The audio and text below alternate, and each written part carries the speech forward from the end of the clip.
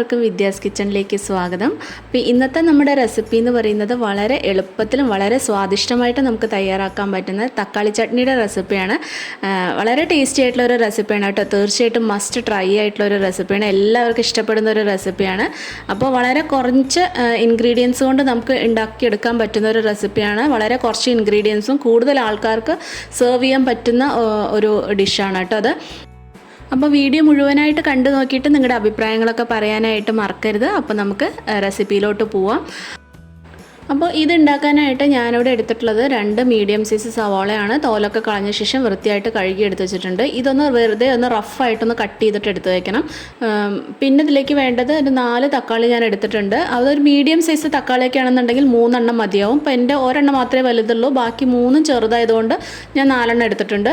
പിന്നെ ഒരു 3 വലിയ അല്ലി വെളുത്തുള്ളി തോലൊക്കെ കളഞ്ഞിട്ട് വെച്ചിട്ടുണ്ട്.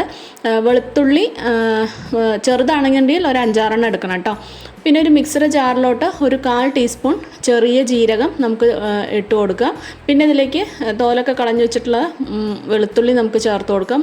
3 വെളുത്തുള്ളിയുടെ അല്ലി ചേർത്ത് കൊടുക്കുക. പിന്നെ ഇതിലേക്ക് ഒരു 7-8 വറ്റൽമുളക് ചേർത്ത് കൊടുക്കുക. നിങ്ങളുടെ കാശ്മീരി മുളകായിട്ടുണ്ടെന്നുണ്ടെങ്കിൽ പകുതി ഒരു 5 വറ്റൽമുളകും 5 കാശ്മീരി മുളകും അങ്ങനെ ചേർത്ത് കൊടുത്താൽ മതി. അപ്പോൾ നല്ലൊരു കളറ് കിട്ടും. അപ്പോൾ എൻ്റെ അടുത്ത് അത് ഇല്ലാത്തതുകൊണ്ട് ഒരു 7-8 വറ്റൽമുളക് ഞാനിവിടെ ചേർത്ത് കൊടുത്തിട്ടുണ്ട്. എരിവിനനുസരിച്ച് ചേർത്ത് കൊടുക്കാനായിട്ട് ശ്രദ്ധിക്കണം കേട്ടോ. പിന്നെ നമ്മൾ നേരത്തെ എടുത്ത് വെച്ചിട്ടിരുന്ന സവാള റഫായിട്ടൊന്ന് കട്ട് ചെയ്തിട്ട് അതും കൂടി ഇതിലേക്ക് ചേർത്ത് കൊടുത്തിട്ടുണ്ട്. ഇനി ഇത് വെള്ളം ഒന്നും ഒഴിക്കാതെ നല്ല ഒരു തരിതരിപ്പായിട്ട് വേണം അരച്ചെടുക്കാനായിട്ട്. ഒരുപാട് നൈസായിട്ട് അരക്കരുത്, ചെറിയ തരിതരിപ്പായിട്ട് അരച്ചിട്ട് മാറ്റി വയ്ക്കണം. പിന്നെ ആ സെയിം ജാറിലോട്ട് നമ്മൾ ഉള്ളിയൊക്കെ മാറ്റി വെച്ചിട്ടുണ്ട്. ഇനി തക്കാളി മാത്രമായിട്ട് തക്കാളിയും കൂടി അരച്ചിട്ട് അതും അവിടെ മാറ്റി വയ്ക്കുക. അത് വെള്ളമൊന്നും ചേർക്കാണ്ട് വേണം അരച്ചിട്ട് അതും മാറ്റി വെച്ചിട്ടുണ്ട്. പിന്നെ ഞാനൊരു ചട്ടി വെച്ചിട്ടുണ്ട്. അതിലേക്ക് കുറച്ച് എണ്ണ ഒഴിച്ചു കൊടുക്കുക. അതിലേക്ക് കടുക് ഇട്ട് കൊടുക്കുക. വെളിച്ചെണ്ണയാണ് കേട്ടോ ഞാൻ ഇവിടെ ചേർത്ത് കൊടുത്തിട്ടുള്ളത്. കടുക് പൊട്ടി തുടങ്ങുമ്പോൾ നമുക്കതിലേക്ക് ഒരു 1/8 സ്പൂൺ, അതായത് 1/4 ടീസ്പൂണിൻ്റെയും പകുതി ജീരകം, ചെറിയ ജീരകം തന്നെ ഇട്ട് കൊടുക്കുക. അപ്പോൾ ജീരകത്തിൻ്റെ ഫ്ലേവർ ഇഷ്ടമില്ലാത്തവർ ഈ ഒരു ഇത് സ്കിപ്പ് ചെയ്തോളൂ കേട്ടോ. പിന്നെ അതിലേക്ക് ഒരു 1/4 ടീസ്പൂണ് തൊലിയില്ലാത്ത ഉഴുന്ന് ചേർത്ത് കൊടുക്കുക. പിന്നെ അത് 2-3 വറ്റൽമുളകും കൂടി ചേർത്ത് കൊടുക്കുക.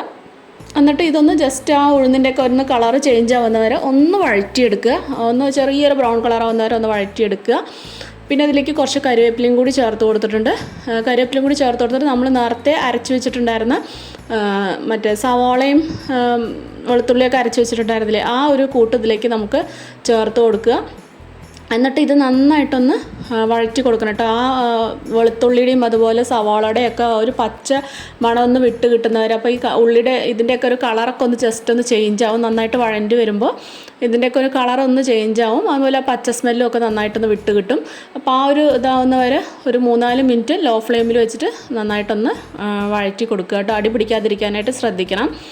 അപ്പോൾ അതും കൂടി ഉണ്ട്. ഇപ്പോൾ ഒന്ന് കളറൊക്കെ ചേഞ്ചായി തുടങ്ങി, പച്ച സ്മെല്ലൊക്കെ വിട്ടു. ഈ ഒരു സമയത്ത് നമ്മൾ അരച്ച് വെച്ചിട്ടുണ്ടായിരുന്ന തക്കാളിയും കൂടി ചേർത്ത് കൊടുക്കുക.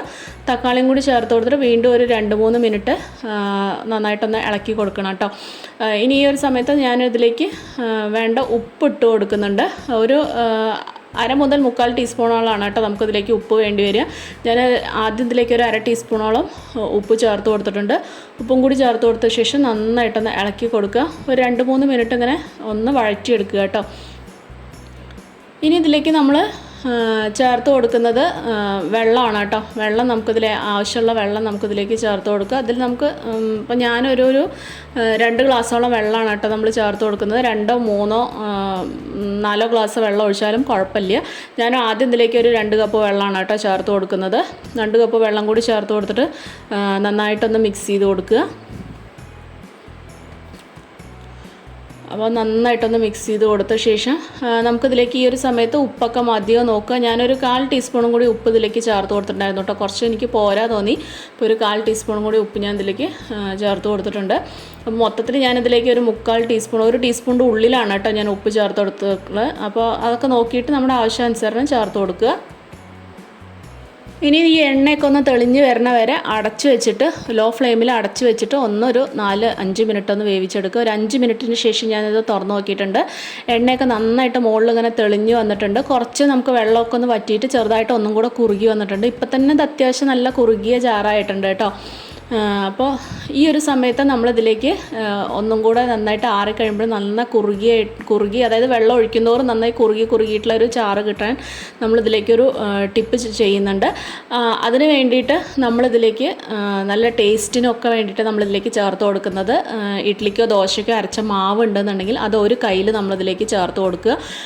ഒരുപാട് പുളിയുള്ള മാവ് ചേർക്കരുത്, പാകത്തിന് പുളിപ്പിച്ച മാവാണ് കേട്ടോ നമ്മളിതിലേക്ക് ചേർത്ത് കൊടുക്കുന്നത്. പുളി തീരെ ഇല്ലാത്തത് മാവും ചേർക്കരുത്, കാരണം അരച്ച ഉടനെയുള്ള മാവ് അതും ചേർക്കരുത്. ഒരു ദിവസം നമ്മൾ പുളിപ്പിച്ച മാവാണ് കേട്ടോ അതിലേക്ക് ചേർത്ത് കൊടുക്കേണ്ടത്.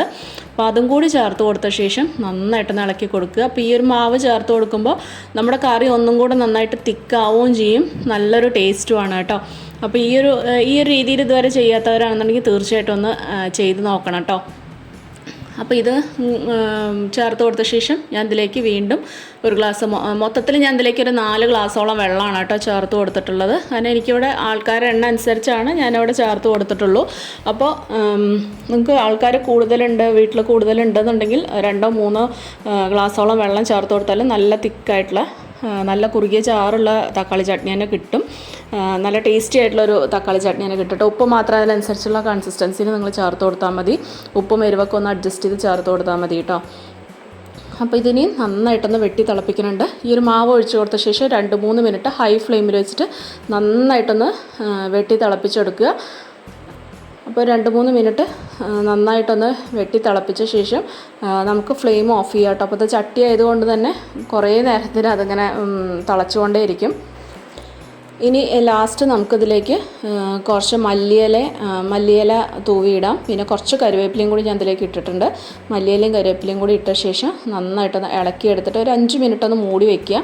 അതിനുശേഷം സെർവ് ചെയ്യുക. അപ്പോൾ ഈ മല്ലിയിലയുടെയൊക്കെ ഒരു ഫ്ലേവർ നന്നായിട്ട് ഈ ഒരു തക്കാളി ചട്നിയിലോട്ട് ഇറങ്ങി കിട്ടും. ഇത് ഇഡ്ലിക്കും ദോശയ്ക്കൊക്കെ അടിപൊളി ടേസ്റ്റാണ് കേട്ടോ. തീർച്ചയായിട്ടും എല്ലാവരും ഒന്ന് ഉണ്ടാക്കി നോക്കണം. ഉണ്ടാക്കി നോക്കിയിട്ട് ഇഷ്ടപ്പെടുകയാണെങ്കിൽ നിങ്ങളുടെ ഫ്രണ്ട്സിനും ഫാമിലി മെമ്പേഴ്സിനൊക്കെ ആയിട്ട് ഒന്ന് ഷെയർ ചെയ്ത് കൊടുക്കാനായിട്ട് മറക്കരുത്. ഒന്ന് സബ്സ്ക്രൈബ് ചെയ്ത് സപ്പോർട്ട് ചെയ്യാനും മറക്കരുത്. അപ്പോൾ നിങ്ങളുടെ അഭിപ്രായങ്ങളൊക്കെ കമൻസായിട്ട് താഴെ പറയാനും മറക്കരുത്.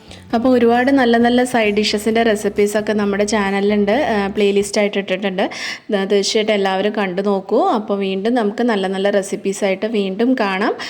Take care, by.